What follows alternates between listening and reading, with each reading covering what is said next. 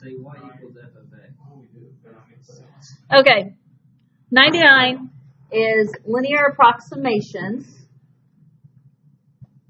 using differentials. So, say y equals f of x, which we know pretty well, right? So then if y equals f of x, and if you take the derivative, then we could also say that the derivative of y would be 1, using differentials with respect to y, it's dy, right? So 1 dy or dy. Derivative of f of x is f prime of x with respect to x makes a dx. Okay, so when we talk about those differentials, remember dx is equivalent to saying delta x, which we've talked about delta, or you guys have talked about delta in science classes, right? We talked about, when we talked about slope, that delta x is the change in x, right? So x minus x. We use this concept to estimate the change in another variable when given the change in one variable. And so, honestly, similar to what you've done before, but let's look at it. Lena, is that Lena? Sure. Lena and Jen have a solid brass ball whose radius is 20 centimeters. They want to know the change in volume when a 200th centimeter coating is applied. Estimate this change using differentials. Okay, so what do we know?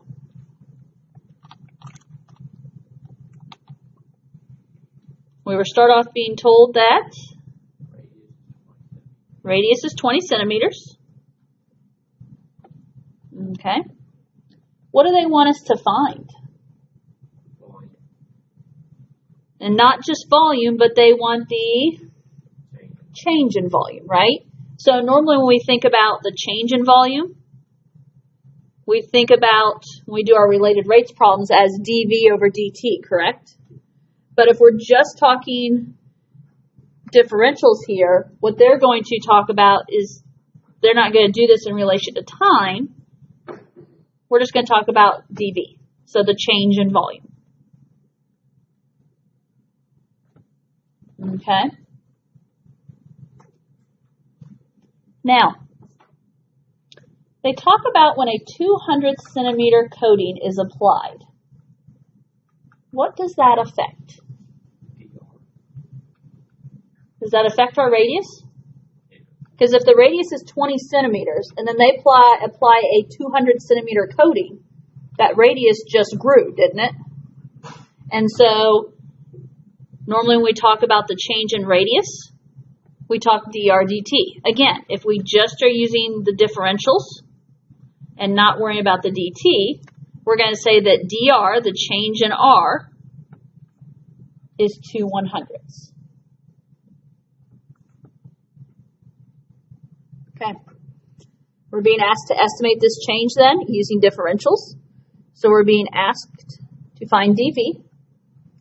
What formula do we want to talk about here? What formula connects all of this? Volume of a sphere. Do we know it yet? Volume of a sphere, 4/3 pi r cubed. Does that sound familiar at least? It's a good one to know because have you noticed that keeps coming up a lot in calculus? That keeps coming up, right? So, like a related rates problem, we're going to differentiate. What's the derivative of v? Okay, it's 1 and then dv. Derivative of 4/3 pi r cubed.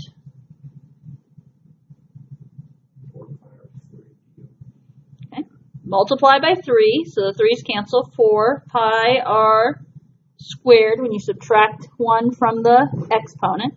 And then since this was in terms of r, dr. Okay. Do we know everything? Yep. We're being asked to find dV. 4 is 4. Pi is pi. Do we have an r? R was 20, so that's going to be 20 squared times dr. Did we have a change in r? Yeah, 2/100ths. For the radius, we use 20 or 20.02. Since that's the new radius. You would use 20 because we were given the radius of 20. The change in the radius of the using dr as 0.02 covers that. If you say that the radius is now 20.02, we're kind of double dipping there. You're using the 0.02 two times. This is obviously a calculator problem at this point. I mean, it's equivalent. It is equivalent, but when it says estimate the change using differentials, we are looking for a multiplied out answer. 100.531. Okay.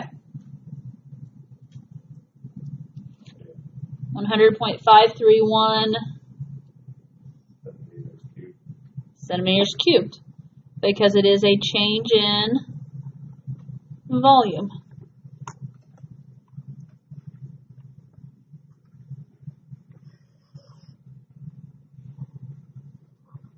Excuse me. Okay. Questions? Okay. Let's look at example 2.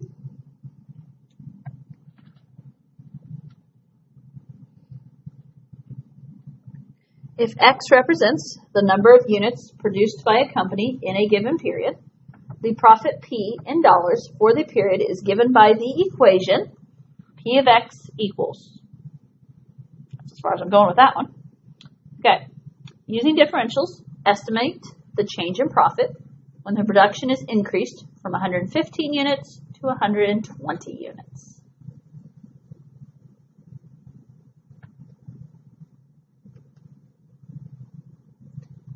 Now starts on P prime of X. You're going to start off right off the bat, find P prime of X? I don't know. That sounds good. Well, yeah. The only thing I was going to do before that is I was going to say, okay, what do we know? What are we trying to find? Like, go through and do that stuff. But I agree. We are going to, which I'm not going to necessarily call it P prime of X here, but exactly. Okay, so talk to me. What do we know? What do we need to find?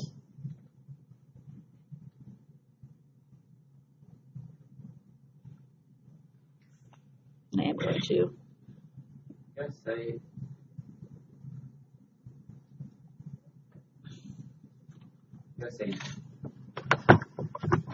that on the right hand side, when we do something with it, we're going to get like a dx.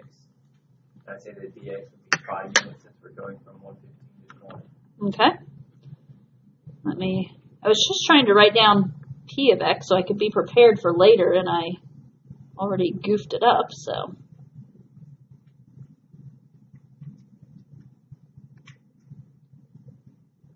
Okay. So, as we look at this, Daryl's noticing that this production is increased from 115 to 120, right? And so that change, in other words, going from 115 to 120 is going to represent what? dx, because x represents the number of units produced, right? And so here the production is increased from 115 to 120. So that represents that dx is going to be a positive 5. Realize if production was decreased, it would be a negative 5. Okay? What else do we know?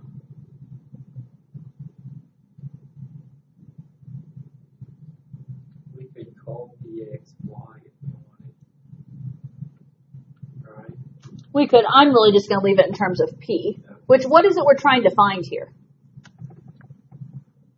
Trying to estimate the change in profit. So we're really trying to find what? DP? Okay. The one other thing we need to talk about is we're going to need a value for X. we talked about dx, but we didn't talk about x. The initial 115, right? So before it changes, what does it start off as? Kind of like the radius on the last problem. So when we talk about x, we're going to use 115. And I think we have everything there. So Darryl talked about finding p prime of x, which is essentially finding dp, right? Because we often say, what's the derivative of p of x? We say p prime of x. But if this was just p, what would be the derivative of p? dp.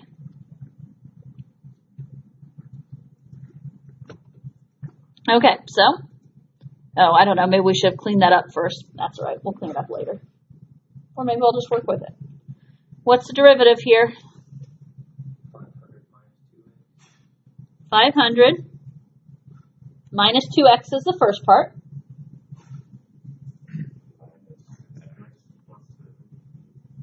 Minus x plus 72. Does that make sense? It was minus 1/2 x squared, so minus x, minus negative 72x, which is why it became plus 72. Derivative of 3,000 is Zippo. And what do I need to include still? All of these terms were in relation to x, so times dx. Realize if you forget that dx, that does affect your answer here, doesn't it? It's not just a pretty looking thing. Now, you can clean up like terms, or honestly, you can just start plugging in. So that's what we waited all year for. The dx finally has significance besides just Looking the pretty? formal way to do it. Sure.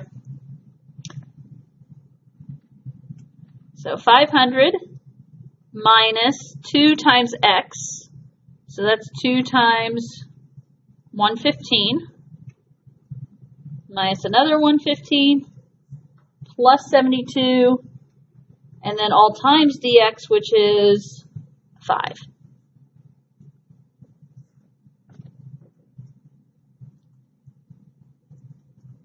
So 500 minus 345 plus 72.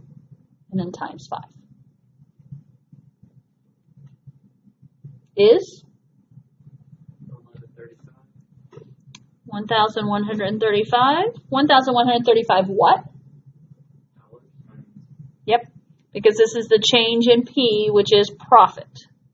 So that is dollars. We should have waited for a few minutes to answer when it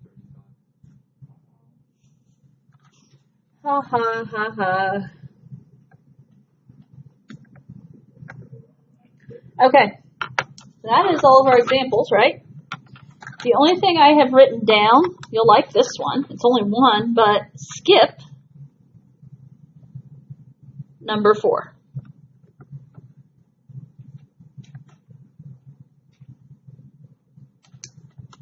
I don't remember what it is right off the top of my head, but it's a skip, so you can't complain, right? For our test Friday, like a week from now, is it going to be over 8 chapters?